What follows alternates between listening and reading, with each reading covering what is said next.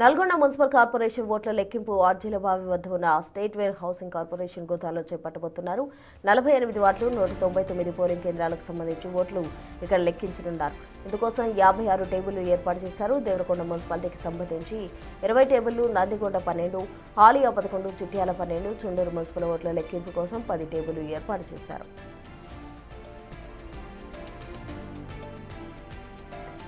Municipal ఎన్నికల ఓట్ల లెక్కింపులో భాగంగా 2500 ఓట్లు ఉన్న చోట ఒక టేబుల్ను అదనంగా ఏర్పాటు చేశారు. ముందుగా ప్రతి వార్డుకు సంబంధించి పోస్టల్ బ్యాలెట్ లెక్కిస్తారు.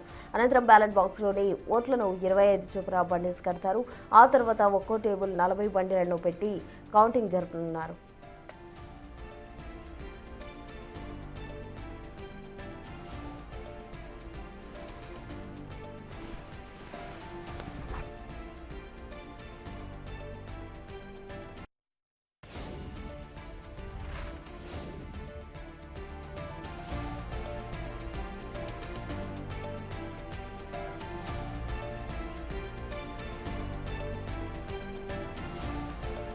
నల్గొండ మున్సిపల్ కార్పొరేషన్ ఓట్ల లెక్కింపు అర్జీలబావి వద్ద ఉన్న స్టేట్ వేర్ హౌసింగ్ కార్పొరేషన్ గోదాంలో చేపట్టబోతున్నారు. దీనికి సంబంధించి పూర్తి డీటెయిల్స్ మా ప్రతినిధి రమేష్ లైవ్ ద్వారా అందిస్తారు. రమేష్, చెప్పండి, మొత్తంగా మున్సిపల్ ఎన్నికల కౌంటింగ్ కు సంబంధించి ఇప్పటికే సర్వం కూడా సిద్ధం చేసిన పరిస్థితి నెలకొందని చెప్పాలి. మొత్తంగా ఎన్ని టేబుల్స్ ఏర్పాటు చేశారు, అసలు ఈ ప్రాసెస్ అంతా ఏ విధంగా స్టార్ట్ అవబోతుంది?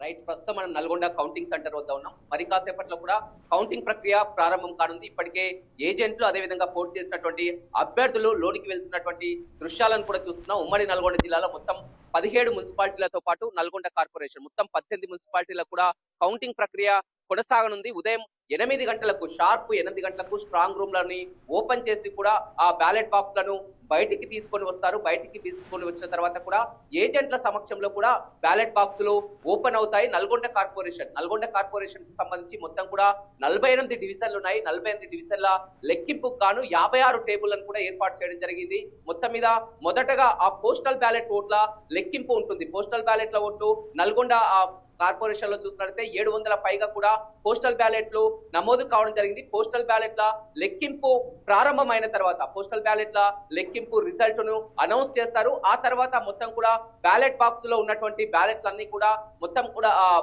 పోసి తర్వాత బండెల్స్ ప్రక్రియ ప్రారంభమవుతుంది. మొత్తం కూడా 25 ఓట్లు ఈ విధంగా బండెల్స్ ను కడతారు. మొత్తం కూడా ఆ బండెల్స్ ను కట్టిన తర్వాత ఒక డ్రమ్ములో వేసి పూర్తిగా కలిపిన తర్వాత కూడా వార్డు వైజ్ గా పూర్తిగా ఎగ్జాంపుల్ ఇప్పుడు 48 డివిజన్లు ఉన్నాయి కాబట్టి 48 ఆ టేబుల్లకు సంబంధించినటువంటి వాటిపై వేస్తారు. మొదటగా 40 బండెల్స్ అంటే ఒక్కొక్కటి 25 ఉంటుంది కాబట్టి 40 బండెల్స్ అంటే 1000 ఓట్లు. ఒక్కో రౌండ్ లో కూడా 1000 ఓట్ల లెక్కింపు ఉంటుంది. సాధారణంగా ఇక్కడ నల్గొండ కార్పొరేషన్ డివిజన్ లో చూసినట్లయితే కొన్ని చోట్ల 2300 ఓట్లు, అదేవిధంగా 2500 ఓట్లు ఆ విధంగా ఉండడం జరిగింది. 1000 ఓట్లు లెక్కింపు పూర్తి కాగానే అనౌన్స్మెంట్ ఉంటుంది. ఆ తర్వాత పూర్తిగా ఇది 2 రౌండ్లలోనే ఫలితాలు వచ్చే అవకాశం అయితే కనపడుతుందని చూడొచ్చు. ప్రస్తుతం మనం కౌంటింగ్ సెంటర్ వద్ద ఉన్నాం. కౌంటింగ్ సెంటర్ వద్ద కూడా అభ్యర్థులంతా కూడా లోనికి వస్తున్నటువంటి దృశ్యాలను కూడా చూస్తున్నాం. మొత్తం కూడా కౌంటింగ్ ప్రక్రియ ప్రారంభం అవుతుంది. మొత్తం 31వ వార్డుకు సంబంధించి కూడా కౌసర్ పోటీ చేసినటువంటి అభ్యర్థి లోనికి వెళ్తున్నటువంటి పరిస్థితి కనిపిస్తుంది చెప్పవచ్చు.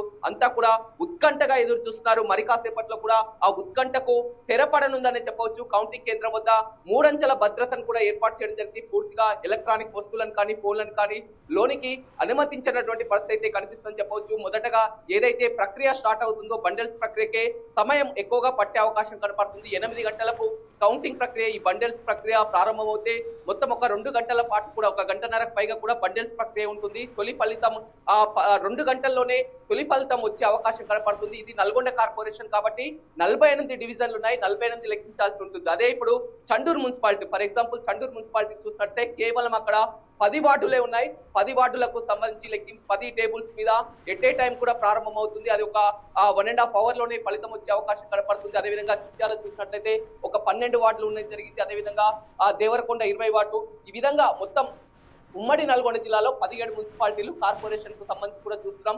మనం ఆర్జాలబావి వద్ద ఉన్నటువంటి పాలిటెక్నిక్ కాలేజీ ఏదైతే కౌంటింగ్ సెంటర్ ఉందో ఆ కౌంటింగ్ సెంటర్ వద్ద చూస్తున్నాం. మొత్తం కూడా ఏజెంట్లు అభ్యర్థులంతా కూడా లోనికి వెళ్తున్నటువంటి పరిస్థితి అయితే విజువల్స్ మనం చూస్తున్నాం. అదేవిధంగా ఆ గేట్ ఎంట్రెన్స్ వద్ద చూస్తున్నాం. భారీ భద్రత మధ్య కూడా కేవలం ఏజెంట్లని అభ్యర్థులని పాసులు ఉన్న వారిని లోనికి అనుమతిస్తున్నటువంటి పరిస్థితి అయితే కనిపిస్తుంది చెప్పొచ్చు. అంతా కూడా ఉత్కంఠగా ఎదురు చూస్తున్నారు. ఎందుకంటే ఈసారి ఎన్నికల్లో పోటాపోటీగా కూడా ప్రచారం కొనసాగింది.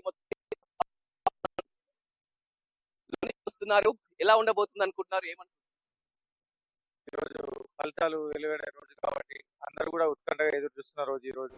ఇన్ని రోజులు 15 రోజులు ప్రచారంలో బిజీగా ఉన్న మా అభ్యర్థులకు అందరికి కూడా ఈ రోజు చాలా ఎదురు చూసి అంటే ఎదురు చూడాల్సిన అవసరం ఉంది కాబట్టి ఈ రోజు ఫలితాలు ఉత్కంఠగానే ఉంది.